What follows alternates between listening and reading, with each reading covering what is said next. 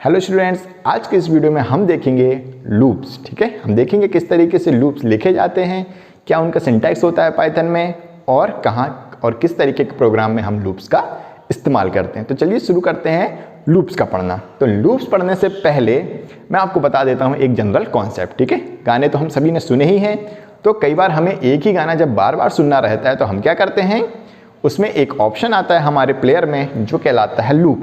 उसका आइकॉन कुछ इस तरीके का रहता है, ठीक है, अलग अलग मोबाइल में। ठीक है, जैसे ही हम इस आइकॉन को प्रेस करते हैं तो क्या होता है, हमारा गाना बार बार चलता रहता है। जैसे गाना खत्म होता है तो फिर से वही गाना चालू हो जाता है। इसी को कहते हैं लूप। ठीक है, इस जस्ट उस पर क्लिक भी करेंगे तो इसको क्या कहते हैं, लूप।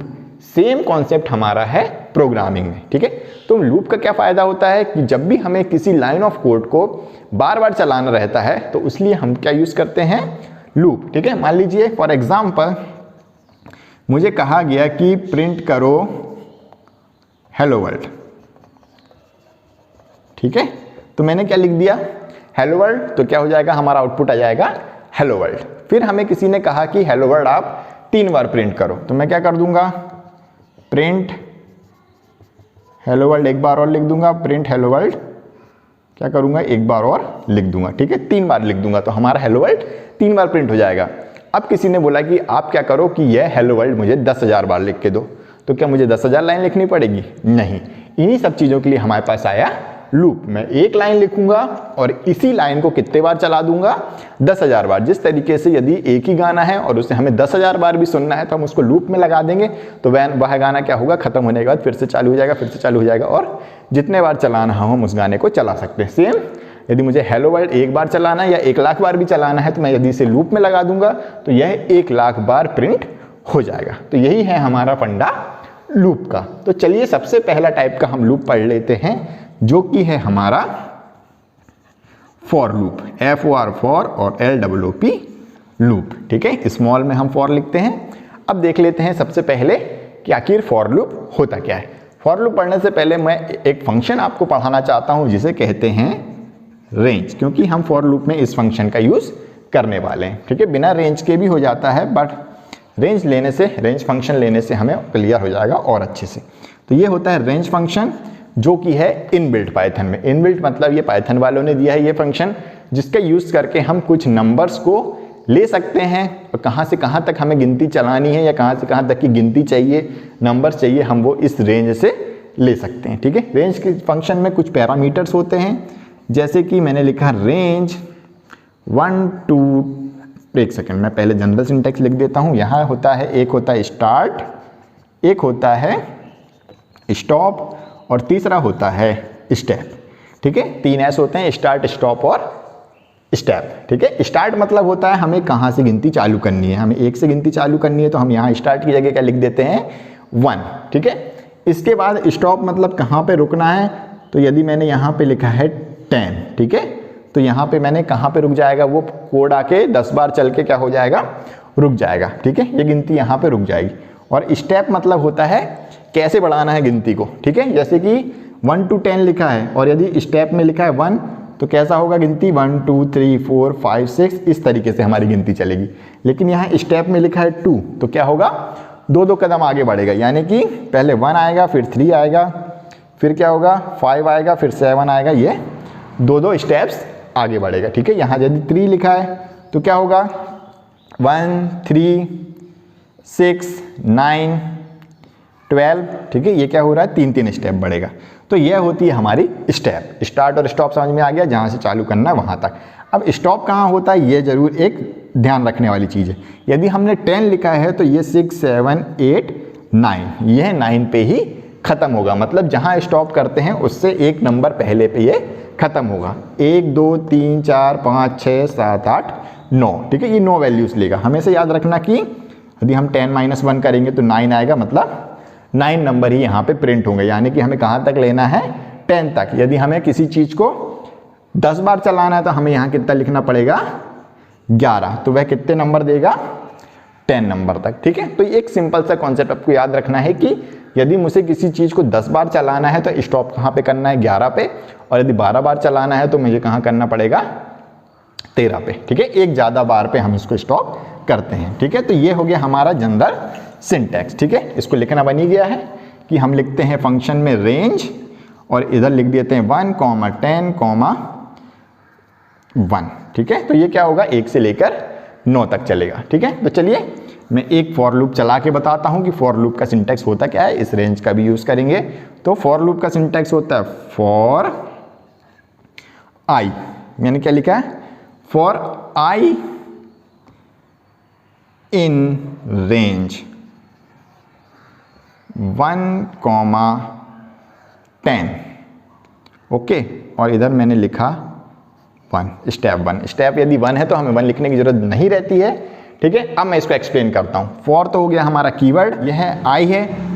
आई की जगह हम कोई भी वर्ड ले सकते हैं। ठीक है, इसी आई की हेल्प से हम किसी चीज को प्रिंट करते हैं, मतलब इसी आई की हेल्प से हम आगे का कोड लिखते हैं। इसके बाद इन फिर से एक कीवर्ड है, और रेंज अभी जो फंक्शन हमने पढ़ा वो, और ये तीनों के बारे में हमने अभी पढ़ रखा है। तो ये चलेगा कैसे, फॉर आई इन रेंज, मतलब इनको क्या बोला जाता है, आई इन रेंज। यदि आई, ये रेंज के अंदर यदि हम एक आई ले रहे हैं, फॉर आई इन रेंज, इस रेंज के अंदर एक आई हम ले रहे हैं, उसके लिए क्या करना है, हमें प्रिंट कर दो आई। क्या बोल रहा है, फॉर आई इन रेंज, यदि इस रेंज में आई है, यदि 1 से 10 तक का हमने एक आई लिया है, उसके साथ क्या करना है, इधर 2 कॉलन भी आएंगे। ठीक है, क्या करो उसके साथ, प्रिंट आई, उस आई को प्रिंट कर दो। तो हमें क्या मालूम है कि आई हमारा क्या है, 1 से लेकर 10, हमें आई प्रिंट करना है।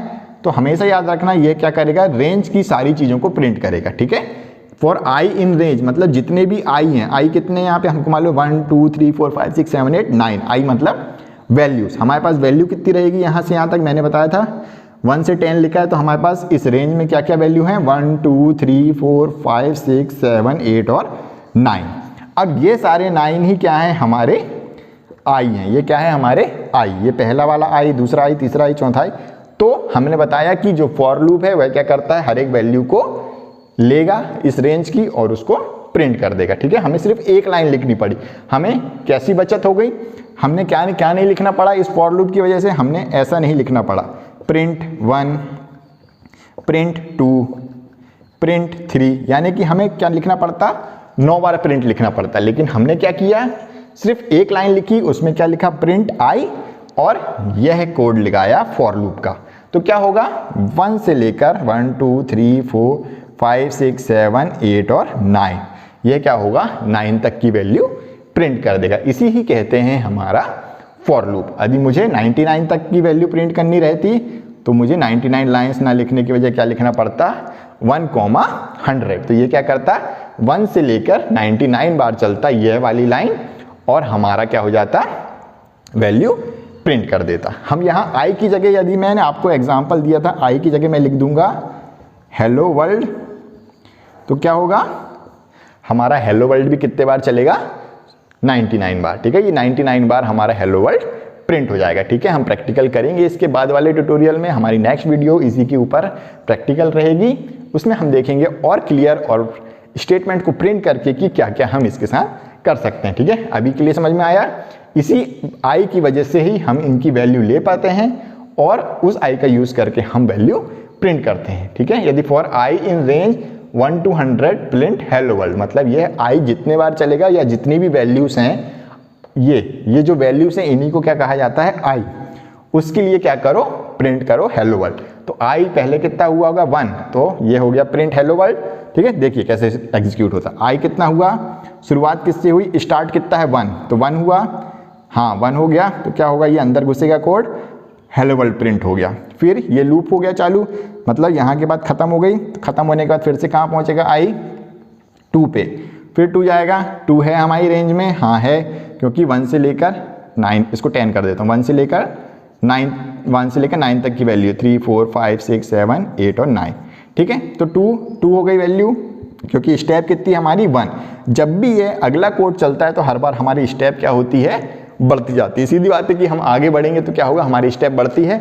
1 पे खड़े हैं, आगे बढ़ेंगे तो हम किस पे आ जाएंगे, 2 पे, हम आगे बढ़ेंगे तो किस पे आ जाएंगे, 3 पे। सेम यदि हमारा एक बार कोड चल गया तो हमारा जो वैल्यू होगी कितनी हो जाएगी, अब 2 हो जाएगी, हमारी स्टेप कितनी हो जाएगी, हर बार बढ़ती जाएगी। तो आई इक्वल टू कितना हो गया हमारा 2, तो हम यहाँ 2 हो गई, तो 2 के लिए भी क्या प्रिंट करेगा, हेलो वर्ल्ड। फिर क्या हो जाएगा 3 के लिए भी हमारा क्या बढ़ेगा हेलो वर्ल्ड। तो ये क्या होगी हमारी जो वैल्यूज़ हैं वो बढ़ती जाएगी और जैसे ही 9 पे पहुंचेगी 9वीं बार हमारा हेलो वर्ल्ड प्रिंट हो जाएगा और 10 पे क्या हो जाएगा स्टॉप हो जाएगा हमारा प्रोग्राम। ठीक है, जैसे यहाँ पे आई कितना हो जाएगा 10वीं वैल्यू पे पहुंचेगा तो ये प्रोग्राम यहीं पे टर्मिनेट हो जाएगा, क्योंकि 10 हमारी रेंज में ही नहीं है वैल्यू, हमारी वैल्यू कहाँ तक है सिर्फ 9 तक है आई। ठीक है, तो यह हो गया हमारा फॉर लूप। अब इसका हम प्रैक्टिकल करेंगे अगले वीडियो में। चैनल को सब्सक्राइब करना बिल्कुल भी ना भूलें एवं बेल आइकॉन को प्रेस करें ताकि आपको वीडियोस का नोटिफिकेशन मिलता रहे।